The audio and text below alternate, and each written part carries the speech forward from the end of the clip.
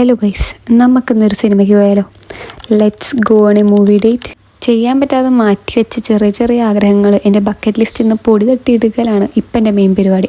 എന്താണെന്നറിയില്ല, തിരുവനന്തപുരത്തെ ട്രാഫിക് സിഗ്നൽസിന് എന്നെ ഭയങ്കര ഇഷ്ടമാണ്. അതുകൊണ്ട് ഞാൻ എപ്പോൾ പോകുമ്പോഴും ചോന്ന് ചിരിച്ചിരിക്കുന്നുണ്ടാവും. അതുകൊണ്ട് തന്നെ ഇവിടെ വന്നിട്ട് എന്താ പഠിച്ചതെന്ന് ആരെങ്കിലും ചോദിച്ചാൽ എനിക്ക് പറയാൻ പറ്റും, സിഗ്നൽ നോക്കാൻ പഠിച്ചു. തൃശ്ശൂരൊന്നും ഇത്രയും സിഗ്നൽ ഞാൻ കണ്ടിട്ടില്ല. അപ്പോഴാണ് എൻ്റെ ശകടം എന്നെ ഓർമ്മിപ്പിച്ചത്, ഇന്ധനമില്ലാതെ വണ്ടി ഓടില്ല. അങ്ങനെ വണ്ടിയിൽ ഇന്ധനം നിറച്ച് നേരെ നോക്കിയാൽ കാണാൻ പറ്റുന്ന മാള് നേരെ കാണാതെ ഗൂഗിൾ മാപ്പിൽ നോക്കി അതും തെറ്റിച്ച് എങ്ങനെയൊക്കെയോ ഞാൻ വണ്ടി പാർക്ക് ചെയ്തു.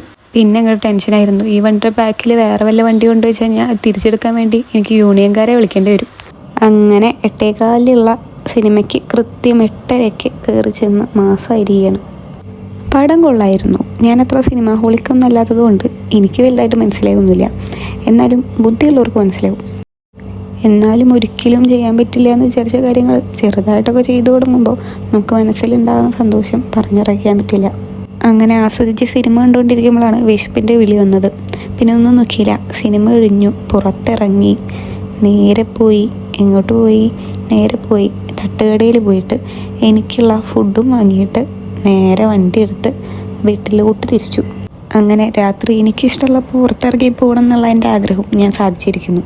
അങ്ങനെ എൻ്റെ കാര്യങ്ങളൊക്കെ ഒറ്റയ്ക്ക് ചെയ്യുന്നുള്ള അഹങ്കാരത്തിൽ നിന്നപ്പോഴാണ് പോരാളിയുടെ മെസ്സേജുകൾ വന്നത്. അങ്ങനെ അമ്മേനെയും പറഞ്ഞ് മനസ്സിലാക്കി എനിക്ക് എൻ്റെ കാര്യങ്ങൾ ഒറ്റയ്ക്ക് ചെയ്യാമെന്നുള്ള അഹങ്കാരത്തിൽ പൊറോട്ടയും കഴിച്ച് ഞാൻ കിടന്നുറങ്ങാൻ പോവാണ്. അപ്പോൾ ഓക്കെ, ബൈ.